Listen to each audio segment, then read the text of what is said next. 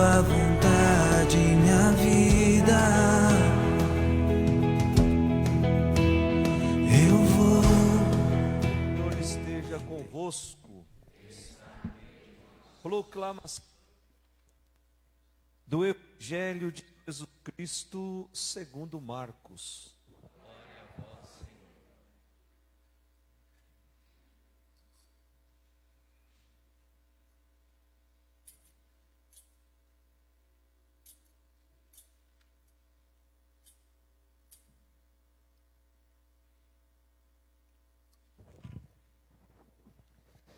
Naquele tempo, Jesus disse a seus discípulos: naqueles dias, depois da grande tribulação, o sol vai se escurecer e a lua não brilhará mais.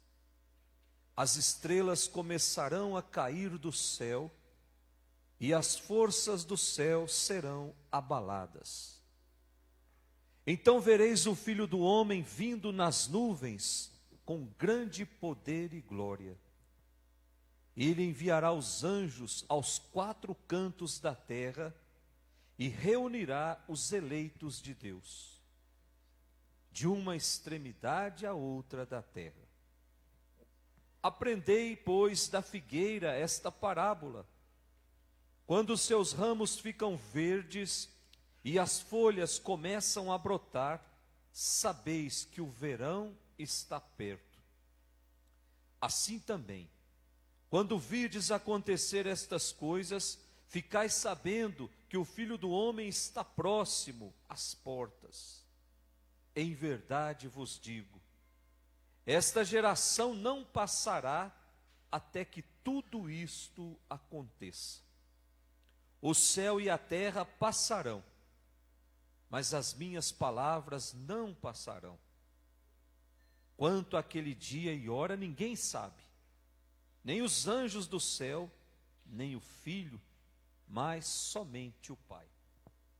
Palavra da salvação. Glória a vós, Senhor.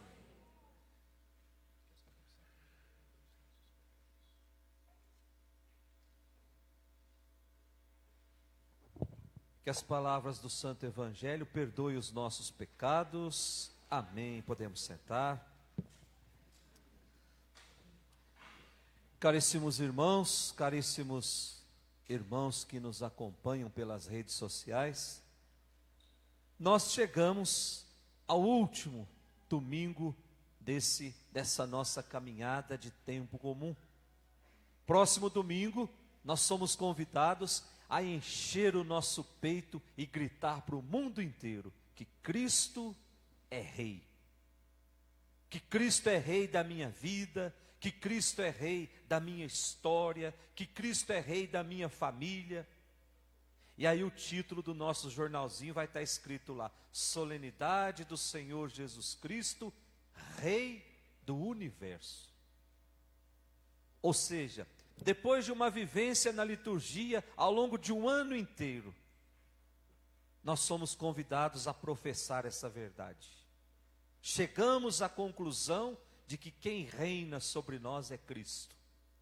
A necessidade do reinado de Cristo acontecer num país ou num mundo tão desestruturado, tão desfigurado pelo pecado. E nesse último final de semana, nós somos convidados novamente a olhar para a esperança. Esperança de que a noite se transformará numa aurora sem fim. Esperança de que tempos melhores virão. É o que deve permear o nosso coração nessa liturgia e ao longo dessa última semana. Nós nos alimentamos da esperança. E aí a gente olha a proposta das 3 leituras que nós acabamos de ler. Primeira leitura, tirada lá do livro de Daniel, capítulo 12. Leitura da profecia de Daniel. É a primeira vez que a gente está lendo um trecho do livro de Daniel esse ano. Então vamos entender bem o contexto contexto histórico em que foi escrita essa leitura, para que a gente possa tirar alguns dividendos espirituais dessa leitura. A história é a seguinte: no ano 333 antes de Cristo, o imperador Alexandre, ele derrota Dario III, que era um rei persa que governava a Palestina, o lugar onde Jesus viveu. Só que aqui, 333 anos antes. Então Alexandre, muito zeloso, ele começa a difundir a ideia de que o mundo e todos os homens eram uma só comunidade,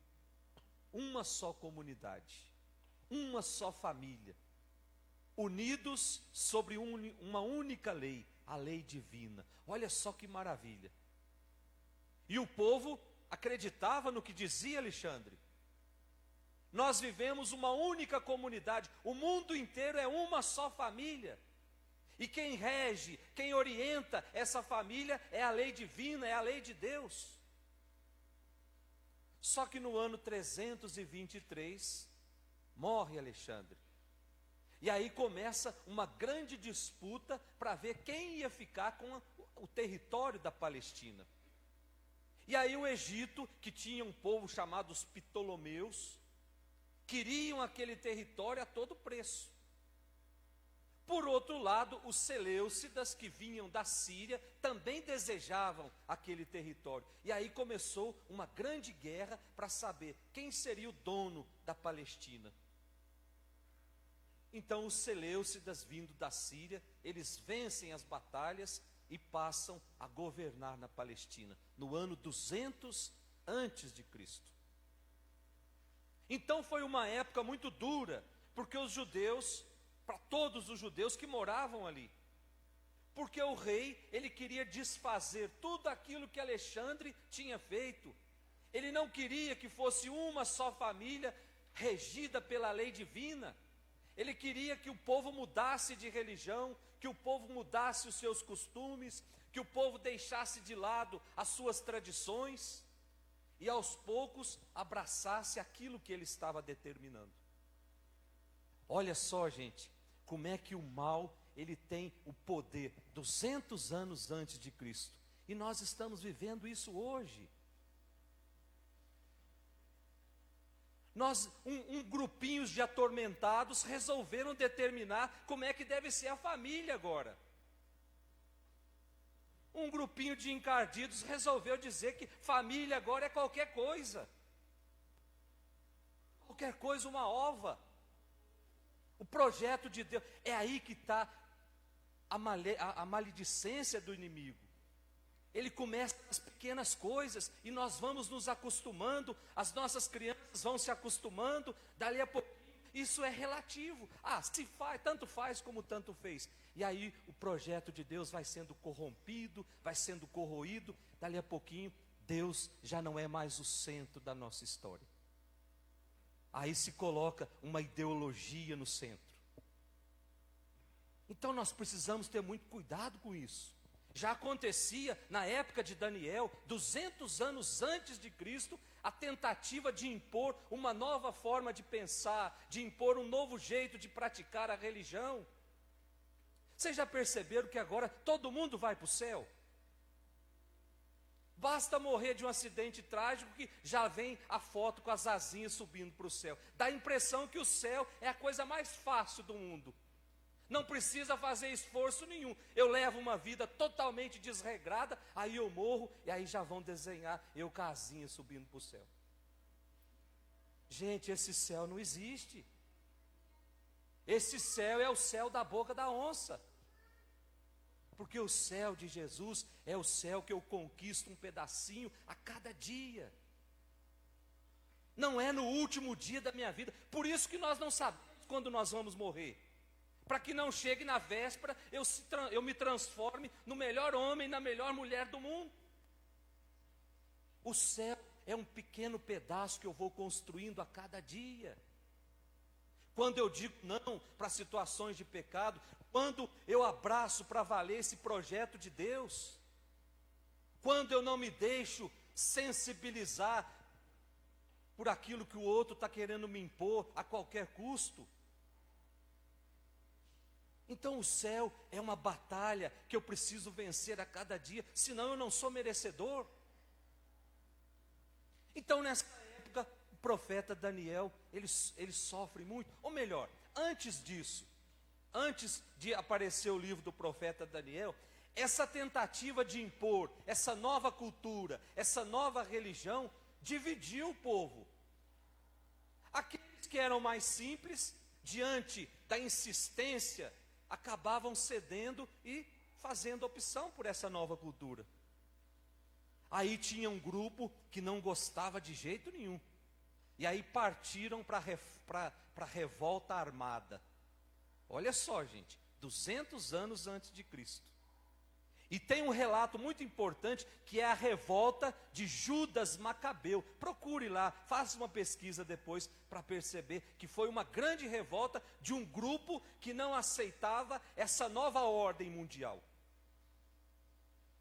Aqueles que eram mais simples aceitavam, aqueles que eram mais violentos fizeram opção pelas armas e vamos defender a nossa cultura a qualquer preço.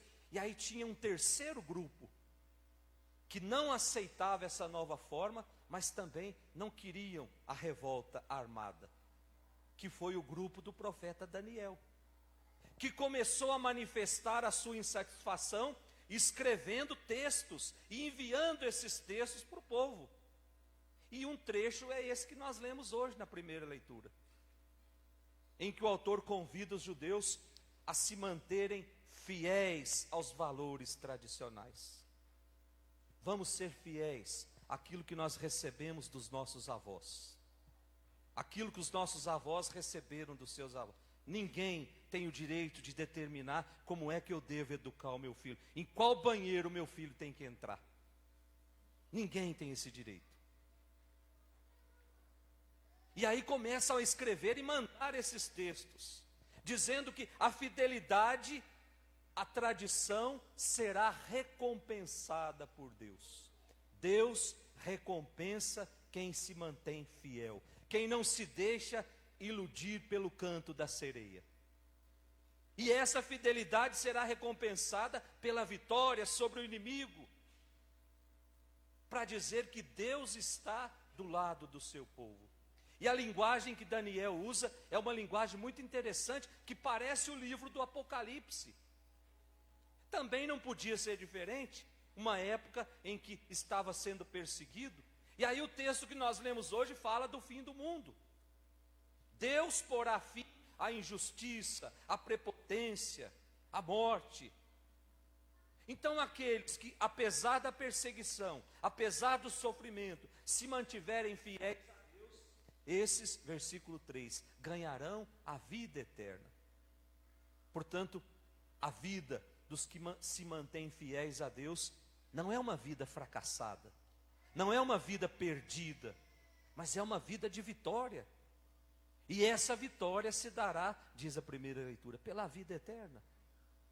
A recompensa da nossa fidelidade é o céu. Por isso o céu é algo que se conquista a duras penas.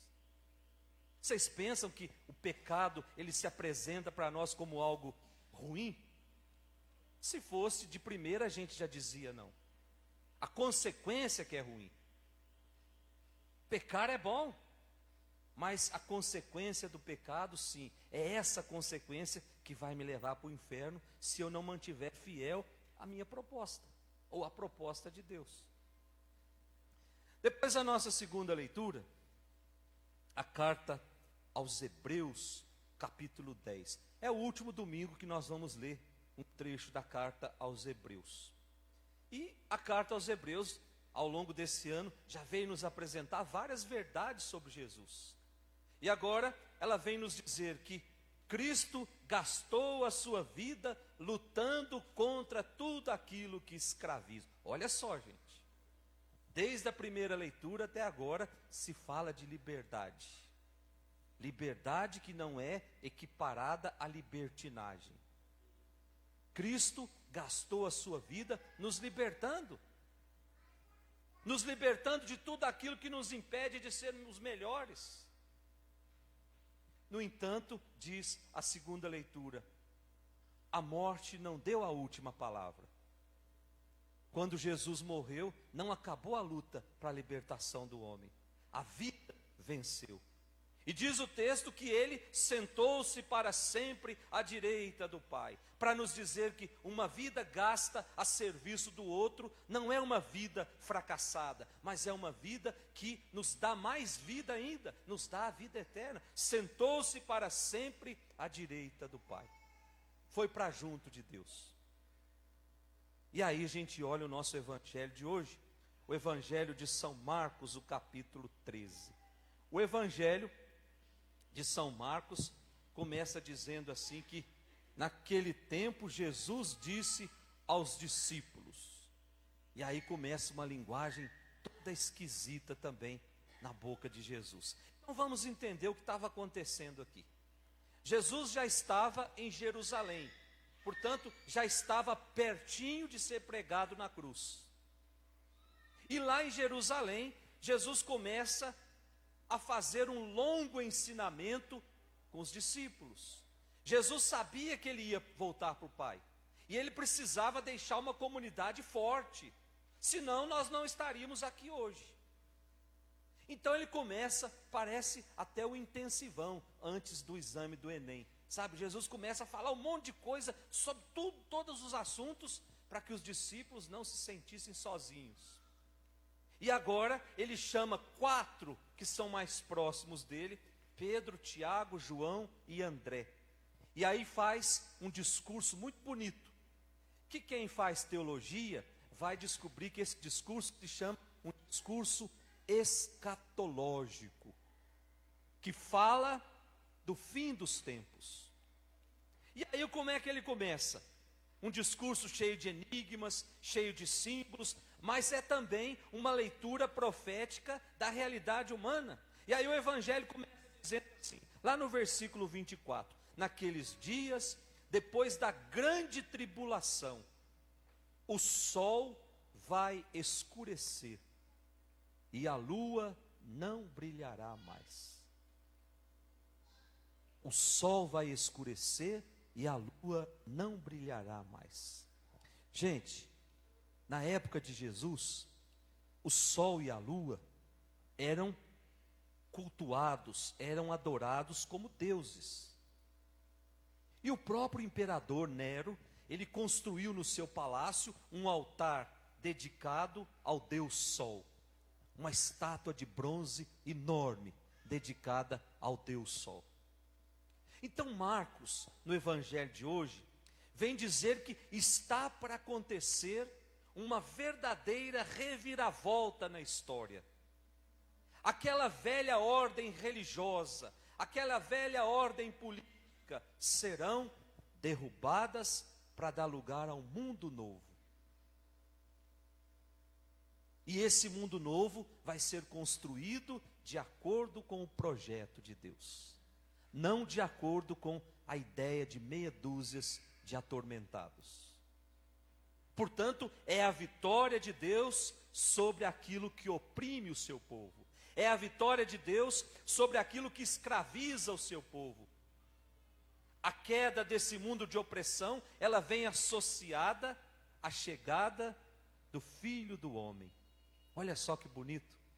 Está lá no versículo 26 da nossa primeira leitura, do nosso evangelho.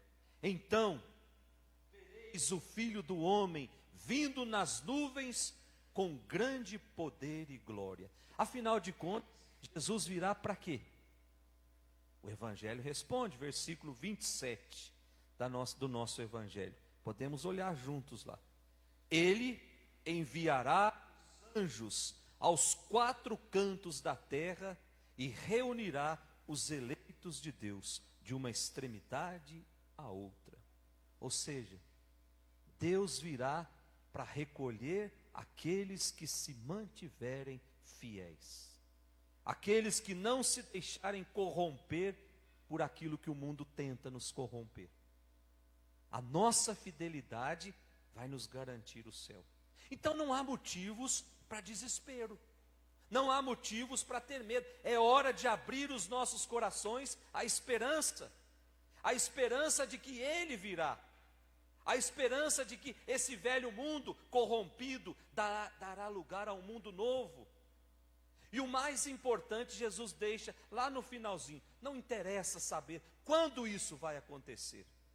O que interessa é o meu coração sendo alimentado pela esperança. Mesmo que demore, meu coração está com a esperança de que vai acontecer. O inimigo não vai vencer. O inimigo será derrotado por Cristo, o Rei do universo.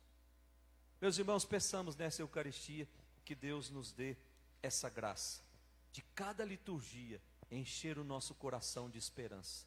E a esperança, São Paulo vem dizer, ela não nos decepciona. Louvado seja nosso Senhor Jesus Cristo. Eu seguirei.